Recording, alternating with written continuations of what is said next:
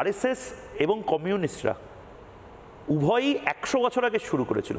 দুই বন্ধু ধরে নিই বা দুই প্রতিপক্ষ। এক বন্ধু পথভ্রষ্ট হয়ে ভারতীয়ত্বকেই ভুলে গিয়ে এখন প্রায় শূন্য, বিলীন। সুব্রমণ্য দারুণ করে বললো বিলীন। আমি জানি না কমিউনিস্টরা দেখলে আবার চিরবির করবে কিনা এটা, কিন্তু বিলীন হয়ে যাচ্ছে। আর অন্যদিকে আরএসএস প্রায় প্রতি রাজ্যে পেনিট্রেট শুধু নয়, সেই রাজ্যে যারা শাসক তারা গর্বের সাথে বলে আমরা রাষ্ট্রীয় স্বয়ংসেবক সংঘ। কি এমন হলো? কমিউনিস্টরাও তো খারাপ ছিল না। হিন্দুত্ব এবং ভারতীয়ত্বকে অস্বীকার করাই কি কাল হলো? একটা প্রতিবেদন এবং তারপর পূর্ব ভারতে রাষ্ট্রীয় স্বয়ংসেবক সংঘের অন্যতম গুরুত্বপূর্ণ ব্যক্তি যে বা যারা পর্দার আড়ালেই থাকতে পছন্দ করেন, তার মধ্যে থেকে অন্যতম একজন এই মুহূর্তে রিপাবলিকের স্টুডিওতে।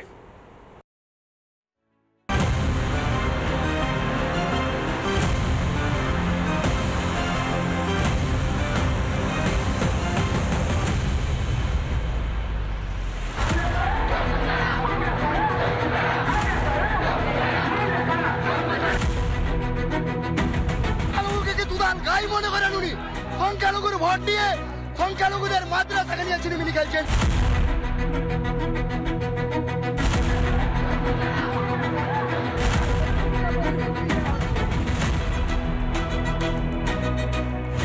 करने वाला है, अगर करेगा तो घेराव कर्मसूची करेंगे, पूरा घेराव होगा, पूरा आंदोलन होगा, हम नाम काटने नहीं देंगे। এটা কেউ যদি বলে আমাদের এখানে ফর্ম ফিল আপ করুন আমরা দেব, কোনো না জেনে ফর্ম ফিল আপ করবেন না। আপনার ডিটেলস নিয়ে গিয়ে ভোটার লিস্ট থেকে নাম বাদ দিয়ে দেবে। 2-3 মাসের মধ্যে কি সম্ভব পুরো ভোটার লিস্ট তৈরি করা? 2002 থেকে বাবা মা সার্টিফিকেট দাও, এসআইআর করতে গেলে কোত্থেকে দেবে? আমরা জন্মেছি কোথায়? ঘরে তো। কয়েকটা জিনিস আমরা যেটা নিয়ে আলোচনা করব, তার জন্য এই মুহূর্তে আমাদের সাথে চলে এসেছেন প্রান্ত প্রচার প্রমুখ রাষ্ট্রীয় স্বয়ংসেবক সংঘ বিপ্লব রায়। বিপ্লব দার মতন মানুষেরা সাধারণত পর্দার পেছনে থাকতে পছন্দ করেন। বিপ্লব রায়ের মতন মানুষরা, বিপ্লব রায়ের মতন স্বয়ংসেবকরা সাধারণত ক্যামেরা থেকে কয়েক লক্ষ কিলোমিটার দূরে থাকার জন্য একটা প্রচেষ্টা করেন, কিন্তু আজ বলা যায় বিপ্লব দাদের ধরে বেঁধে এখানে ক্যামেরার সামনে বসিয়ে আনা। বিপ্লব দা প্রথমত রিপাবলিকের স্টুডিও এসে এরকম একটা বিশাল 100 বছরের এই উদযাপনের আগে কেমন লাগছে? ভালো। রিপাবলিক বাংলাকে ধন্যবাদ জানাই। আগামীকাল রাষ্ট্রীয় স্বয়ংসেবক সংঘের পশ্চিমবঙ্গে প্রায় 300-র ওপরে বিজয়া দশমী উপলক্ষে প্রথম শতবর্ষের কার্যক্রম শুরু হবে। এই সময় রিপাবলিক বাংলা এই অনুষ্ঠান করছে, এর জন্য তাদেরকে সাধুবাদ। মানে মহালয়ার দিন থেকেই আপনারা বলছেন 100 বছরের অনুষ্ঠান শুরু। 300টা শাখা, 300 শাখা পশ্চিমবঙ্গে এই মুহূর্তে আছে। পশ্চিমবঙ্গে এখন প্রায় 3000 শাখা, মিলন এবং মণ্ডলী এবং শাখা এই মিলে প্রায় 3200 আছে। সেইখানটায় আমরা যেটা করেছি, নগর এবং খণ্ডে, আলাদা আলাদা নগরে আলাদা আলাদা খণ্ডে স্বয়ংসেবকরা, সংঘপ্রেমীরা গণবেশ পরে, সংঘের যে পূর্ণ গণবেশ আছে সেই পূর্ণ গণবেশ পরে এক জায়গায় একত্রিত হবে। কোথাও পথ সঞ্চালনের মাধ্যমে হবে, কোথাও একত্রীকরণ হয়ে সেখানে শারীরিক প্রদর্শনের মাধ্যমে এই সূচনা হবে, বিজয়া দশমী উদযাপন সূচনা হবে। বাংলাতে এই জন্য হবে, বাংলাতে মহালয়া এই জন্য হবে যে বাংলাতে দেবী দুর্গা আসেন, আর মহালয়ার দিন তাকে স্বাগত জানানো হয় রাষ্ট্রীয় স্বয়ংসেবক সংঘের পক্ষ থেকে। আরও একটা দিক হচ্ছে যে রাষ্ট্রীয় স্বয়ংসেবক সংঘের শুরু ডাক্তার হেডগেওয়ার করেছিলেন সেইটা বাংলাতে এসে, মানে সংঘ শুরু হয়েছিল 1925-এ। মানে উনি কলকাতা মেডিকেল কলেজেরই বোধহয় ডাক্তারবাবু পড়াশোনা করেছিলেন। 1910-এ কলকাতায় পড়াশোনা করতে এসেছিলেন। পড়াশোনা করা তো একটা তার ছিল, কিন্তু অছিলাটা ছিল যে বিপ্লবী আন্দোলন অনুশীলন সমিতির সঙ্গে যোগদান, পুলিন বিহারী। অর্থাৎ 2025 থেকে আরও 10 বছর আগে বাংলাতে এসেছিলেন, যে হয়তো রাষ্ট্রীয় স্বয়ংসেবক সংঘের বীজ সেই সময় তার মনে ছিল। তখন নামটাম ঠিক হয়নি, কিন্তু এই ধরনের একটা ভাবনা তার মধ্যে ছিল যে সংগঠন কিভাবে করতে হয়। মানে আপনি বলছেন যে বাঙালির সাথে মহালয়া যেভাবে ওতপ্রোতভাবে জড়িত, ঠিক সেরকমই বাঙালির সাথে এই মহালয়ার দিন আরএসএসের এই কার্যক্রম ওতপ্রোতভাবে জড়িত। মানে এই যে বাঙালি অস্মিতা থেকে শুরু করে এত কিছু চারপাশে রাজনৈতিক নেতারা করছেন, আমি নাম বলছি না রাজনৈতিক নেতার, যেহেতু আপনারাও রাজনীতির একদম নির্দিষ্টভাবে বলয়ের বাইরে থাকতে পছন্দ করেন, কিন্তু তার মানে বাঙালি তো আরএসএস বরাবর ছিল। বাঙালিরা রাষ্ট্রবাদী, রাষ্ট্রীয় স্বয়ংসেবক সংঘের সঙ্গে যুক্ত হবে, কিন্তু রাষ্ট্রীয় স্বয়ংসেবক সংঘ যে ভাবনা সেটা হচ্ছে রাষ্ট্রের মানুষকে সাংস্কৃতিক দিক দিয়ে একসঙ্গে ঐক্যবদ্ধ করা, এইটাই হচ্ছে রাষ্ট্রীয় স্বয়ংসেবক সংঘের উদ্দেশ্য। সেই জন্য বাংলার মানুষের মধ্যে রাষ্ট্রীয় বোধ চিরদিন ছিল। আমরা জানি Bengal things today, India things tomorrow সেই সময় থেকে আছে, তারও আগের থেকে আছে। সেইগুলো ইতিহাস, সেইগুলো পর্যায়ক্রমে আমরা জানতেই পারি। এই যে আরএসএস চলছে, তো আমার একটা জিনিস বলার আছে, আপনারা নিজেদেরকে মনে করেনটা কি? আপনারা কি সংস্কৃতির প্রচার করেন, না অন্য কিছু করেন, না আপনারা গোপনভাবে একটা পার্টি চালান, রাজনৈতিক পার্টি চালান? আমি একটু ইতিহাসের দিকে যাই। ডাক্তার হেডগেওয়ার জন্মজাত দেশভক্ত ছিলেন। তো উনি বিপ্লবী আন্দোলনের সঙ্গে যুক্ত হওয়ার জন্য কলকাতায় এসে অনুশীলন সমিতিতে প্রথম মাসেই ডাক্তারি অ্যাডমিশন হয়েছে, আর সঙ্গে অনুশীলন সমিতিতে তার যোগদান হয়েছে। এক বছরের মধ্যে তাদের যে কোর সমিতি, তাতে যুক্ত হয়ে কোকেন নামে, ছদ্মনামে বিপ্লবী আন্দোলন করেছেন। ছদ্ম ব্যাপার আছে, ছদ্ম ব্যাপার, তার ছদ্ম ব্যাপার ছিল। পড়াশোনা মানে মেডিকেল, যেহেতু পড়াশোনা পড়াশোনা করছে, সেই জন্য ছদ্মনামে বিপ্লবী। এখানে এমবিবিএস পড়তে এসেছেন। এমবিবিএস, হ্যাঁ। রাষ্ট্রীয় স্বয়ংসেবক সংঘ কাজের দুটো তিনটে ধাপ, স্টেপ। একটা হচ্ছে 1948 পর্যন্ত, 1925 থেকে 1948। 1948-এ সংঘ কাজ শুরু হয়ে গেছিল। 1925 থেকে 40-এর মধ্যে সারা দেশে, 1925 থেকে 37-38 পর্যন্ত মহারাষ্ট্রে, তারপরেই 1938-39-40-এ সারা দেশে। আমাদের বাংলাতে 39-এ শুরু হয়েছিল, পাঞ্জাবে 39-এ শুরু হয়েছিল, জম্মু কাশ্মীরে 39-এ শুরু হয়েছিল, এরকম প্রায় সব জায়গাতেই 39-এ শুরু হয়েছিল। তো হওয়ার পরেতে রাষ্ট্রীয় স্বয়ংসেবক সংঘের কাজ বাড়তে থাকে। 1947-এ দেশ ভাগ হয়। 47-এ দেশ ভাগ হওয়ার পরেতে দেশের ভাগ হয়, দেশের ভাগ হয়, মানুষের ভাগ হয়, রাজনৈতিক কারণে ভাগ হয়। ময়ূকদা বলছেন যে রাজনৈতিক দিক দিয়ে বাংলা আছে কিনা, তো দেশ রাজনৈতিকভাবে ভাগ হয়। ভাগ হওয়ার ফলে দুই দেশ থেকে আমাদের তিনটে দেশ হয়ে যায়, ভারতবর্ষ তিনটে দেশ হয়ে যায়। তো দুটো দেশ থেকে আর উদ্বাস্তুরা ভারতবর্ষে আসতে থাকে।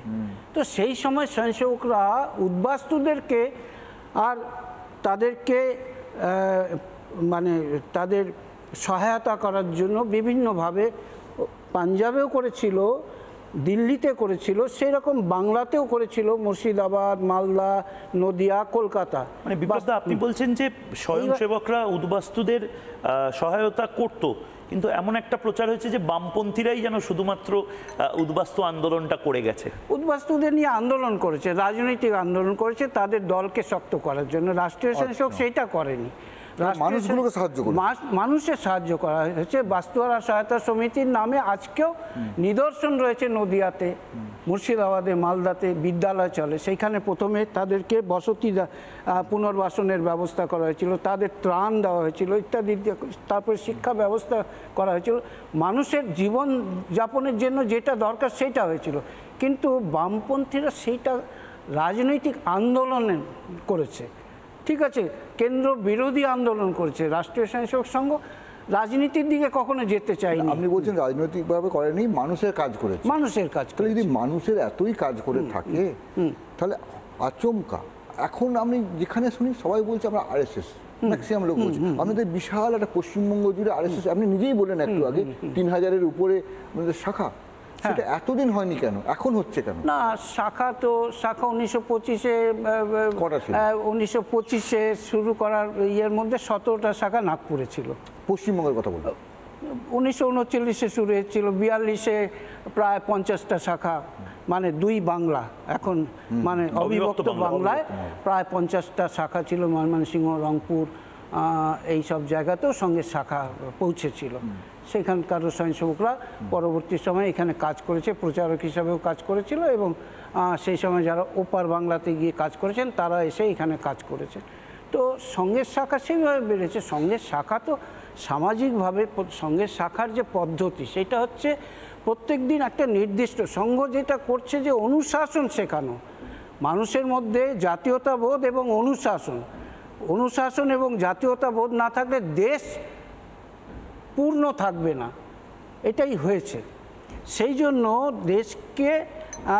দেশের মানুষকে সংগঠিত করার জন্য নির্দিষ্ট একটা কার্যপদ্ধতি, প্রতিদিন একটা সময় আসা, একসঙ্গে চলা, একসঙ্গে বলা, এই কাজটা রাষ্ট্রীয় স্বয়ংসেবক করেছে। রাষ্ট্রীয় স্বয়ংসেবক সঙ্গে আর বাকি কোনো ইজম বলে ছিল না। আমরা তো সকলকে বন্ধু ভাবি। না, আপনারা সব রাজনৈতিক দলকে বন্ধু ভাবি, মানে বামপন্থীদেরও বন্ধু ভাবি। একদম তাই। লোকে যে বলে আপনারা বিজেপির ঘনিষ্ঠ নন, আপনারা বিজেপির ঘনিষ্ঠতা সেই অর্থে বিজেপিতে কি আছে, বিজেপির যে রাজনৈতিক দল তারা মনে করে যে রাষ্ট্রীয় স্বয়ংসেবক সংঘের স্বয়ংসেবকরা ভালো মানুষ, আর ভালো মানুষ সবাই চায়, সব রাজনৈতিক দলেতেই চায়। তো ভালো মানুষ চাওয়ার জন্য তারা রাষ্ট্রীয় স্বয়ংসেবক সংঘের উপর নির্ভর করে, বাকি দল করে না। চেন হিসেবে পলিটিশিয়ানদের বাকি জায়গায় সেটা করে না। মমতা বন্দ্যোপাধ্যায় আপনাদের ভালো মনে করে নাকি? ভালো মনে করলে তারাও চাইবে, ভালো যদি মনে করে যে রাষ্ট্রীয় স্বয়ংসেবক সংঘের সহযোগিতা, তাহলে চাইবে। আগে হয়েছে, কমিউনিস্টরাও কখনো চেয়েছে, চাইনি এমন না। কমিউনিস্টরা আরএসএস এর সহায়তা চেয়েছে, হয়েছে, সেরকম তো হয়েছে। তথাগত রায় কিছুদিন আগে আমাদের এখানে এসেছিলেন, আপনি শুনেওছেন সেটা। সেখানে উনি একটা ভারী সুন্দর গল্প, সুন্দর না অদ্ভুত গল্প বললেন। রাইটার্স বিল্ডিং এ নাকি আরএসএস এর স্বয়ংসেবকরা গেছিলেন এবং জ্যোতিবাবুকে বলেন যে উদ্বাস্তু সমস্যা নিয়ে আপনি কিছু করুন। উনি নাকি টেবিলের তলা থেকে শুরু করে বিভিন্ন জায়গায় পকেট উদ্বাস্তু কোথায়। হ্যাঁ, এইটা পশ্চিমবঙ্গের স্ট্র্যাটেজি, মানে আপনারা সিপিএম-এর নেতা। পশ্চিমবঙ্গের স্ট্র্যাটেজি হচ্ছে এটাই যে পশ্চিমবঙ্গে অনুপ্রবেশ 72-73-এর পর থেকে অনুপ্রবেশ শুরু হয়েছিল বাংলাদেশ থেকে। মানে অনুপ্রবেশকারীরা মানে হিন্দু নয়, মুসলমান অনুপ্রবেশ। হিন্দুরা তো উদ্বাস্তু, এটা তো স্বীকৃত, 71-এর পরে এসেছে, কিন্তু 72-73-75 পরে এইটা বেড়ে যেতে শুরু করেছে অনুপ্রবেশ। তখন রাষ্ট্রীয় স্বয়ংসেবক সংঘ আর পশ্চিমবঙ্গে গভর্নর, তৎকালীন মুখ্যমন্ত্রী, তাদের কাছে যে অনুপ্রবেশ কোথা দিয়ে তখন এক ছোট পকেট ছিল, সেই পকেট কোনগুলো সেইগুলো নির্দিষ্ট করে তাদেরকে। তখন স্বরাষ্ট্রমন্ত্রী বুদ্ধদেব ভট্টাচার্য ছিলেন, তখন উনি এটা একদম অবজ্ঞা করেছিলেন যে না, এটা হতে পারে না, এরা সাম্প্রদায়িকতা ছড়াচ্ছে। কিন্তু পরে আর মাত্র কয়েক বছর পরেই আমরা দেখলাম যে তার ভয়াবহতা আজকে তো বিভীষিকাতে পরিণত হয়েছে। এটা আজকে সকলে মানছে যে অনুপ্রবেশ আজকে আমাদের সকলের যন্ত্রণা। সে যে রাজনৈতিক দল তাদেরকে সমর্থন করতে চাইছে, করছে, তারাও ভাবছে যে এটা একটা বিভীষিকা। আচ্ছা বিপ্লবদা, আপনি কত বছর এই স্বয়ংসেবক হিসেবে? মানে আমি রাষ্ট্রীয় স্বয়ংসেবক সংঘে আমার যখন বয়স মোটামুটি 10-11, 1968-তে আমি রাষ্ট্রীয় ছাত্র ছিলাম। সেই অবস্থাতে পশ্চিমবঙ্গেই পুরো সময় পশ্চিমবঙ্গেতেই আমি কি করে এলেন রাষ্ট্রীয় স্বয়ংসেবক সংঘে? আপনি তো এসএফআইও করতে পারতেন, আপনি তো কংগ্রেসও করতে পারতেন। এসএফআই আমার বাবা, আপনাদের যে গুরু তিনি তো অনেক কংগ্রেস করতেন আগে। আমার বাবা উনি কংগ্রেস ছিলেন তো? কংগ্রেস করতেন। আমার বাবা কমিউনিস্ট পার্টির সদস্য ছিলেন, বাবা চাকরি করতেন। মানে আপনার বাবা কমিউনিস্ট ছিলেন, ছেলে আরএসএস এর? আমি ছোট থেকে আরএসএস, কিন্তু আমার বাবা বলতেন যে আমার ছেলে ঠিক জায়গায় আছে। একদম প্রথম দিকে তাদের সেই পার্টির থেকে কখনো কখনো বাবাকে বলেছে তোমার ছেলে কোথায় যায়, যেটা করছে সেটা ঠিক না। তো আমার বাবা একদম দৃঢ়ভাবে বলেছে। আপনারা কোথাকার? আসানসোল? আসানসোল। আসানসোলে তো লাল লাল লাল ছিল, লাল মাটি, ছিল, তার মধ্যে লাল পতাকা, এই জায়গায় আরএসএস করতেন মানে তো। না, আমি একটা কথা বলছি, মানে ওনার যেখানে বাড়ি তার থেকে ঠিক 20 মিটার বা 25 মিটার দূরে আমার বাড়ি, পাশাপাশি বাড়ি। তো ওই গোটা অঞ্চলটা লাল, গাঢ় লাল, কয়লা খনি, গাঢ় লাল, ইস্পাত এই চিত্তরঞ্জন রেল কারখানা, আর হিন্দুস্তান কেবলস, আর ইসকো। এই জায়গাটায় যে পথ পথ করে লাল পতাকা উঠতো, তার মাঝখান থেকে ওরা লড়াই করতো, গেরুয়া পতাকা নিয়ে লড়াই করতো। ওই দিলীপ ঘোষ, সেও তো আপনাদের বাড়ি থেকে ওখানে গিয়ে লড়াইটা শুরু করেছিল। তারপর বলুন, আমার শুরুটা বলুন। আমি যখন সঙ্গের শাখায় আসি, আমি শাখার মুখ্য শিক্ষক ছিলাম, একটা শাখার মুখ্য শিক্ষক ছিলাম। তো সেই সময় আমাকে একদিন রাস্তায় ঘিরলো কয়েকজন আমাদের সহপাঠী, আমি তখন 9-এ পড়ি, সেই সহপাঠীরা ঘিরেছে, ঘিরে তারা বলছে এই এসএফআইয়ের মেম্বার হবি না, এটা ব্যক্তিগত। তা আমি বললাম তোমরা জানোই তো আমি এই শাখার মুখ্য শিক্ষক। আর তখন দণ্ড নিয়ে যেতাম, বাড়ির থেকে দণ্ড নিয়ে হাফ প্যান্ট পরেই শাখায় যেতাম, আবার বাড়িতেও আসতাম দণ্ড নিয়ে হাফ প্যান্ট পরে। তো তারা ঘিরে ধরে বলছে মেম্বার হবি না? আমি বললাম না, আমি আরএসএস করি, আমি আরএসএস এই শাখার মুখ্য শিক্ষক। তখন আর মেম্বার হবি না? আমি বললাম না, হব না। তো তার মধ্যে একজন সিনিয়র ছিল আমাদের থেকে 2 ক্লাস উঁচুতে পড়ে, আমাদের স্কুলেই পড়ে। তো সে বললো ঠিক আছে দেখে নেবো। আমিও বললাম ঠিক আছে, আমিও দেখে নেবো। আমারও পা কাঁপছে, ওই যে লাল ঝান্ডা পা কাঁপছে, কিন্তু আমি কোন জায়গাটা হয়েছে মানে ওইটা ওই যে দক্ষিণ পশ্চিম জানা আছে, দক্ষিণ পশ্চিমের যে দুর্গাপূজা হয় তার পাশের মাঠটা স্কুল আছে, স্কুলের পাশেই মাঠ, সেই মাঠে মধ্য গগনে সিপিএম। হ্যাঁ, মধ্য গগনে সিপিএম। কিন্তু আমরা এইভাবেই চ্যালেঞ্জ নিয়ে কাজ করেছি। দিলীপ ঘোষ আসানসোলের জেলা প্রচারক ছিল সেই সময়। আমরা সকলেই জানি যে বামপন্থীর সেই সময় প্রতি বছর 13টা 14টা করে বন্ধ হতো, শব্দ বন্ধ হতো। বন্ধ একটা শরীরের মজ্জায় হয়ে যেত, প্রায় প্রত্যেক মাসে বন্ধ হতো। বড় বড়, প্রথমে বাংলা বন্ধ, পরে ভারত বন্ধের নামে বন্ধ হতো। চিত্তরঞ্জনে আমাদের শ্রমিক সংগঠন ভারতীয় মজদুর সংঘ, তারা ঠিক করলো যে আমরা বন্ধ করতে দেব না। মনে আছে গল্পটা? হ্যাঁ, করতে দেবো। দিলীপ ঘোষ তখন এইখানে জেলা প্রচারক। আচ্ছা, আরএসএস এর লোকেরা নাকি ওই রয়ের এজেন্ট বা মোজাতের এজেন্টের মতন খুব গোপনে গোপনে কাজ করে, এটা কি সত্যি কথা? বিভিন্ন বাড়িতে, গ্রামে আপনারা চলে যান, সেখানেই রাত কাটান, সেখানে খাবার খান। রাষ্ট্রীয় স্বয়ংসেবক সংঘ পারিবারিক সংগঠন, মানে রাষ্ট্রীয় স্বয়ংসেবক সংঘ পারিবারিক সংঘ। আমাদের সঙ্গে যাদের সম্পর্ক হয়, সঙ্গের স্বয়ংসেবক যারা হয়, সঙ্গের সদস্য যারা হয়, সঙ্গের শুভানুধ্যায়ী হয়, তাদেরকে আমরা মনে করি তারা আমার পরিবারের অঙ্গভূত। তাই আমরা তাদের বাড়িতে যেতে সংকোচ করি না, তারাও আমাদের বাড়িতে এলে সংকোচ বোধ করি না। আমার ভাইয়ের মতন, আমার দিদির মতন, আমার বৌদি বা ঘনিষ্ঠ আত্মীয়র মতন আমার মনে হয়। তখন তাদের সঙ্গে সেই রকম ব্যবহারই করি। রাষ্ট্রীয় স্বয়ংসেবক সংঘের এই কথাটা পরম পূজনীয় শ্রী গুরুজিকে করেছিলেন একজন বিশিষ্ট, যে রাষ্ট্রীয় স্বয়ংসেবক সংঘের এই যে শক্তি উত্তরোত্তর বাড়ছে, এর স্ট্র্যাটেজিটা কি? সেই স্ট্র্যাটেজিটা উনি বললেন, রাষ্ট্রীয় স্বয়ংসেবক সংঘের কাজ হচ্ছে হার্ট টু হার্ট, মানে হৃদয়ের সঙ্গে হৃদয়ের সম্পর্ক। তো আমরা দিলীপ ঘোষ আমাদের এখানে এলে আমাদের বাড়িতে থাকতেন। আমরা 4 ভাই ছিলাম, 4 ভাইয়ের সঙ্গে 1 ভাই 5 ভাই, পঞ্চপাণ্ডব, সেইভাবে থাকতাম। আমাদের সুখে দুঃখে সে থাকতো, আমাদের ভাবনা সে থাকতো। আমরা যা খেতাম, আমরা সামান্য নিম্ন মধ্যবিত্ত পরিবার ছিলাম। তো দিলীপ ঘোষ ছাড়াও যারা প্রচারক ছিলেন, এখন অখিল ভারতীয় স্তরে অনেকে হয়েছে, তারাও মানে রাশিয়ানরা আমাদের যে ক্যামেরাড্রি বলে একটা শব্দ শিখিয়েছিল, ভ্রাতৃত্ববোধ, কমরেড, যেখান থেকে শব্দটা এসছে, মানে আপনারাও কমরেড, কিন্তু রাষ্ট্রবাদী কমরেড না। কমিউনিস্ট এবং আরএসএস দুটোই 100 বছর আগে শুরু হলো। হ্যাঁ, আজ আরএসএস এইরকম ভাবে এই জায়গায়, এত জায়গাতে পেনিট্রেট করছে, আর কমিউনিস্টদের কি হলো? এটা খারাপ লাগা থাকে না? তার কারণ তাদের মধ্যে ভারতীয়ত্ব বোধ ছিল না, কমিউনিস্টদের মধ্যে ভারতীয়ত্ব বোধ ছিল না। এই কারণে আমি আমি দুটো তিনটে বিষয় বলছি যে আমরা মাঝে মাঝে প্রেস মিট করি, তখন গণশক্তির সম্পাদকরাও আসেন, তো তারা এসে আমরা যে প্রেস ব্রিফিং করি তারা পুঙ্খানুপুঙ্খভাবে দেখেন।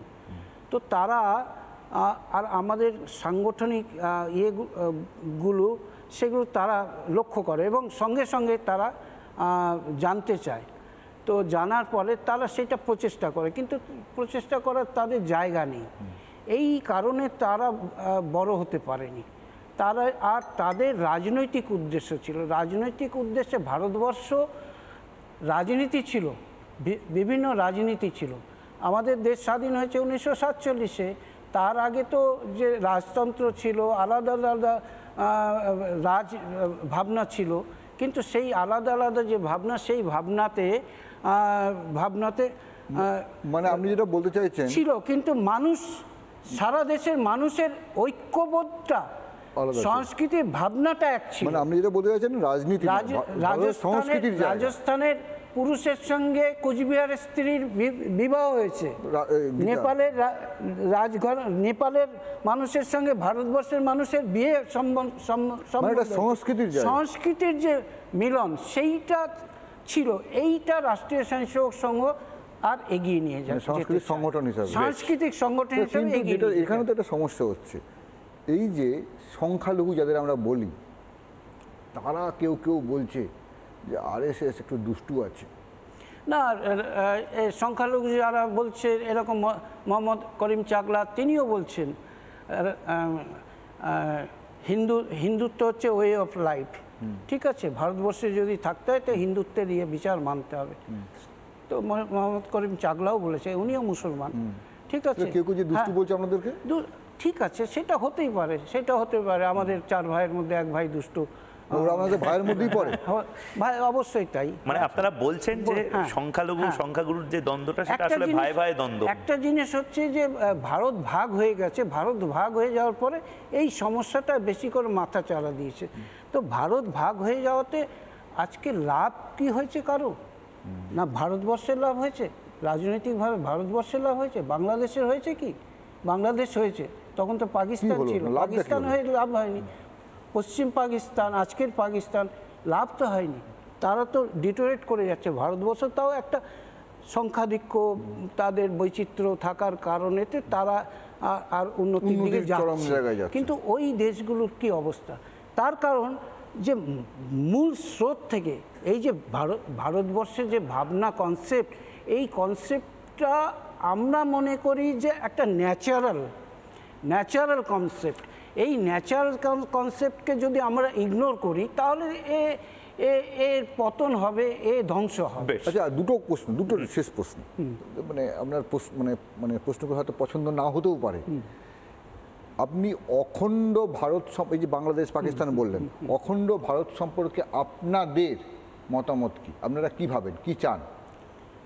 অখণ্ড ভারত আমরা বাংলাদেশ পাকিস্তান, হ্যাঁ, ভারতবর্ষ অখণ্ড ছিল, আগামী দিনে হবে, হতে হবে, অখণ্ড হবে, হতে হবে না, গোটাটাই একটা ভারত, গোটাটাই একটা ভারত, মানে যা ছিল। রাজনৈতিক কারণে শাসন ব্যবস্থা থাকুক, যা আছে যেমন আছে থাকবে, কিন্তু এই যে বৈচিত্র্য, এই যে সোভিয়েত রাশিয়ার মতন আবার গোটাটা এক হবে। সোভিয়েত রাশিয়া হয়েছে, হয়নি, সোভিয়েত রাশিয়া হবে না। সোভিয়েত রাশিয়াতেও রাজনৈতিক কারণ, সাংস্কৃতিক কারণে হবে। আজকে আমরা দেখছি তো, আজকে পাকিস্তানে ভারতের জিগির উঠছে, ভারতবর্ষের প্রধানমন্ত্রীর নামে জয়ধ্বনি হচ্ছে। ঠিক আছে, বাংলাদেশেও হচ্ছে, বাংলাদেশেও তারা বলছে, আজকে নেপালে বলছে, আজকে শ্রীলঙ্কায় বলছে, ভারতবর্ষে গোটা জম্মুদ্বীপ এক হয়ে যাচ্ছে, হতে হবে, না হলে। আচ্ছা, আমার লাস্ট কোশ্চেন, তোমার সময় হচ্ছে বুঝতে পারছি।